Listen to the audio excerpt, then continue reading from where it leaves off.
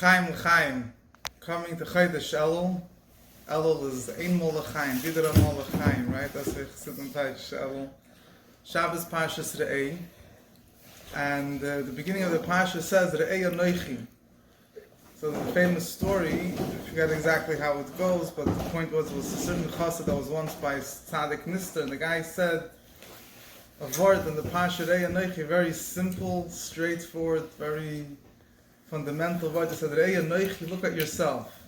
Re'ei, see Anochi, myself. People, we have a big problem. We look at other people, we judge, we see, the person will be busy with himself. He would, a lot of problems and fights that he has with other people would go away. Rabbi Shalom Zirkind, he once said, the partisan, he said that I spend so much time fighting with myself, I don't have time to fight with anyone else, If you really deal with yourself, that's first. So a person, he looks around the world, he sees this problem, that problem. It all boils down to himself. If whatever he sees in other people, so there's one of two things. If he has the ability to take care of it, fine. So maybe his avoid is to take care of it. If he can't take care of it, then the message from above is that he himself has it. How many times, I could relate this. Many times I get angry, this person did that.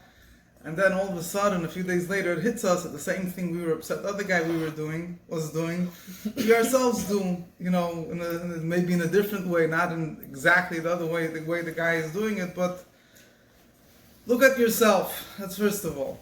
There's also another thing. Remember Rabbi Shalom from Tzfas, his own Verbringing, he was saying that if you want to accomplish something, let's say Shliach comes to the city, or anyone who wants to accomplish something communal, there's a lot of paperwork and a lot of red tape you have to go through. You have to deal with this department and that department, and get this person's help and that person's approval, and thus, if you want to work on yourself, there's no one stopping you. It boils down to you. You don't have to, you don't have to start getting connections. Well, it's just up to you.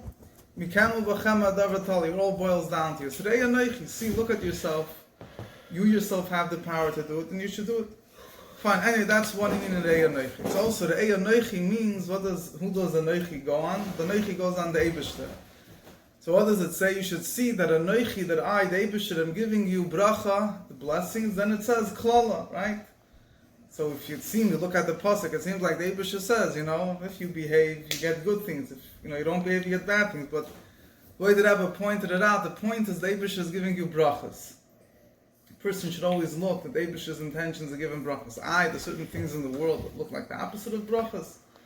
That's not the Eibishter is doing. That's if we mess up the channels of blessing, sometimes the blessings don't come out in a revealed way. On a deeper level, the blessings are so great that they come in a way that seem like the opposite of blessing. But a Yid has to know that He should always see that the Eibishter is behind everything that's going on in his life. And the Eibishter's intention is to give him brachas. If a person looks that, Elul is coming, Tishrei is coming, whatever it is, in a person's day-to-day life, if a person's foundation is that maybe the Eibishter wants to help me, maybe he doesn't, depends on me, depends on this, so then it's a very bumpy road in life in serving the Eibishter. If a person knows that the Eibishter's intent is to give him brachas, to help him, so then he might not see it right away. He might have questions, but he doesn't have doubts. He knows that ultimately the Eibishter's kavanah is for good. So it's also the connection with Chodesh Elul. Chodesh Elul, the king is in the field and he greets everyone with a happy countenance, a smiley face. He's there to fulfill your requests. So the Eibishter is there giving brachas. What's the avoid of Chodesh Elul? So the avoid of Chodesh Elul is Anila Daidi V'Daidi Li. A Jew should connect to Hashem. What does it mean Anila Daidi V'Daidi Li? So if you haven't looked at the Rebbe and look at the Torah in Parshas Re'eh, very powerful mimer, very fundamental mimer. Many sichos and memorim of the Rebbe on it. But if you look at the whole structure of the mimer, there's a very fundamental point. You see the whole approach of Chassidus coming out very clear. The Rebbe starts explaining, the Rebbe doesn't start saying that the month of Elul is the time that you have to make an accounting of everything you did wrong during the year. It's not how the Rebbe starts. The Rebbe starts and says that the month of Elul is revealed how every Yid and the Eibishter are really one. Right? How the Jews and the Eibishter are one. I am to my beloved is to me. What's the Ani? What's the true identity of every Jew? The Deity. He's connected with the Eibishter. And he's connected to Eibishter in a way of love. Doidi comes from the word love. And the Eibishter is Li. The Eibishter is connected to me. So that's how you have to start off. Then a person can start making a cheshbon. How much is this connection felt in my day-to-day life? Not that you start off with looking at what you did or you didn't do. If you make that cheshbon, you're not going to go too far. You're going to get stuck. Maybe you'll be able to help yourself. Maybe you won't. But the approach of Chassidus is, first of all, understand that you're in order to work with your problems, work through your problems, you have to deal with the fundamentals. Fundamentals is Anila Daidi V'Daigili, one with the Eibishter. So the avoid of Chodesh Shalol is a very tremendous, the mashal Rebbe brings in Anila Daidi of the king in the field is a very, very powerful point, because the idea is that in the month of Elul, all the garments, all the flatteries, all the externalities, whatever you call it, are gone. All what's there is a simple, essential connection with Eibishter Ditin is revealed in its most clear and loving form. And when a Jew, that's what a Jew needs to think about, like Pachas V'Loyos, not more, not less, that how much the Eibishter loves him and is connected to him, and how his own essential connection with the Eibishter is his most essential and fundamental part of his life, part of himself in his life.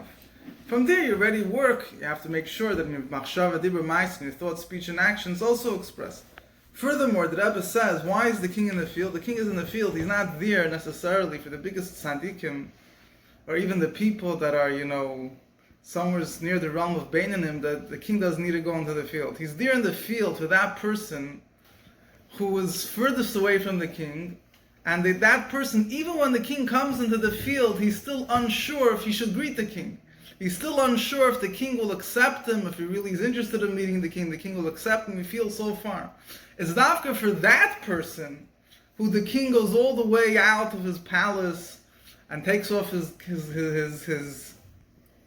crown, and puts on casual clothing, and makes himself approachable.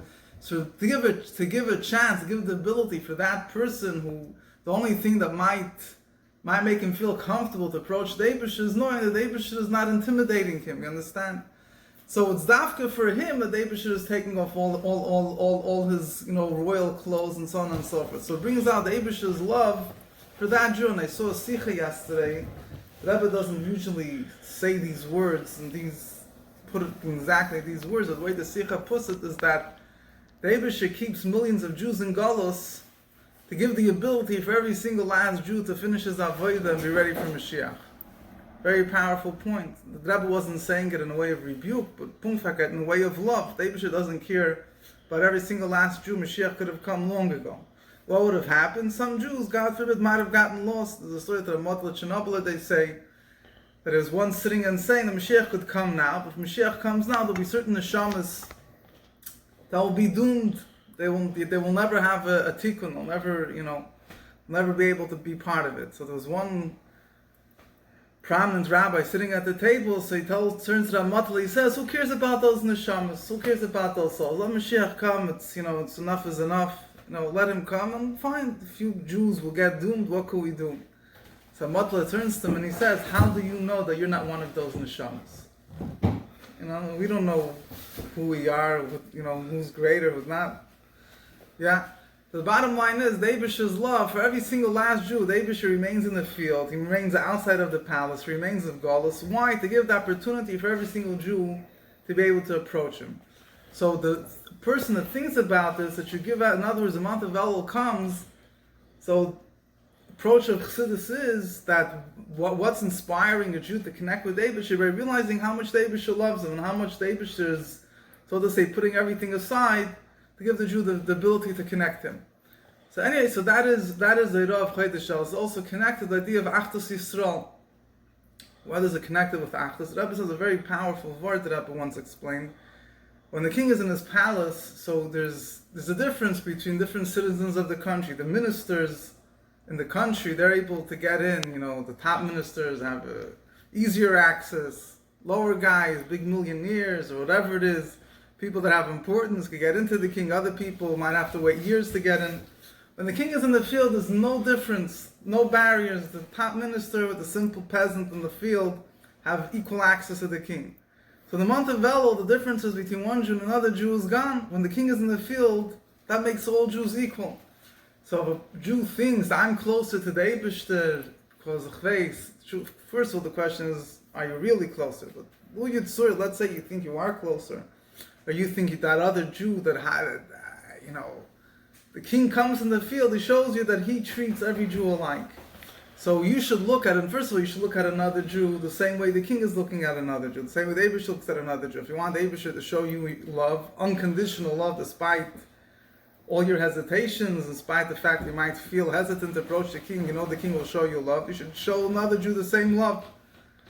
And the void weaker, second, mainly also, we can't, the Eibishter is showing his love for every single Jew. So how could there be differences? Anyway, that is, what does this all have to do? The Rebbe speaks, this all has to do with us, is that the connection of Elul is obviously, it sounds all fine and good, but the point is that we should bring it down to Machshava Dibra Maisa, the small things. The month of Elul is not about big monumental changes, it's about being in the field, being a farmer, remaining a farmer. But as you're a farmer, learning Torah, doing mitzvahs, serving the Eibishter in your day-to-day life, you should mention the Eibishter's name. What the Rebbe says, we say in Pirkei Avos that everything you do should be l'shem shemayim. Chol ma'aseh yu l'shem shemayim. People find this avodah sometimes difficult. It's halach and shulchan aruch. Whenever you eat and you sleep, and everything you do, you're making money, is all for the sake of heaven. You're eating, so you should be able to be strong and daven and learn. Not every Jew is able to be on that level, or the shulchan aruch demands it from every Jew, but it's not every Jew feels that he's right away able to jump and have and live that way. But maybe on a more simpler note, the Rebbe says, a simple word, but a very, very interesting word. The Rebbe says, Chol ma'asachal l'shem shemayim. Shem shemayim doesn't only mean for the sake of heaven. Literally, Shem shemayim means the name of heaven. Whatever you do, say Baruch Hashem, Ezras Hashem, Mirza Hashem, like the Baal Shem Tov used to go and ask people. Everything you do, don't think about myself. I'm so successful. Say with the Eibishter's help. Mention the Eibishter in everything you do. Even if you're not on the level that everything that you're doing is for the sake of heaven, a good way to get there, and a good way to implement the connection that you have with the Eibishter in your day-to-day life, is that before you do something, before you plan something, whatever, mention the Eibishter. Thank the Eibishter, right? Don't just run to the Eibishter when things go bad, you start complaining. Things are good. It was my brains, my achievements that got me the money. When things are down, all of a sudden the Eibishter is to blame. No, that makes no sense. Kol ma'asachal l'shem shemayim. Everything you do, mention the Eibishter when things are going good. Remember to mention the Eibishter, right? The Rebbe said the idea of tzaddis chasidim, though, that when they don't write a letter to the Rebbe for years and something goes wrong, then all of a sudden they send a letter to the Rebbe. The Rebbe said maybe the Eibishter gave them the tzaddah only for one reason only. They should write a letter to the Rebbe, because that was, in other words, write a letter to the Rebbe, tell them good news as well. Connect to the Eibishter in everything that goes on in your life. When you do that, it's a very powerful, very simple, very powerful tool that, first of all, it helps you bring your emunah more, that the Eibishter is giving you brachas, but also it helps you connect to the Eibishter in a very tangible way throughout your life. And again, we're not talking about eating, drinking, whatever it is. So, just get used to saying, Ezras Hashem, the Eibishter, thank you Hashem, things like that. I think it is, we should have, as the Rebbe spoke many times, that the A means to see it. Last week's parsha was Vayekev Tishmu. We were listening, V'hayim Shemaya Tishmu, we heard. Hearing is very powerful, but seeing is believing, seeing is even whatever. We should see the Anochi. The bottom line is we should see it, Einei Basa, the Anochi, we should see the Anochi Hashem Alikecha, we should see, Anochi also goes on, Moshe Rabbeinu, the Baal HaTurim says, we want to connect to David, should connect to Moshe Rabbeinu, Anochi Emet Ben Hashem B'nechem, we should see it with our own eyes. Sechazene Neinu, we should have Mashiach not take it from Yad Mamish.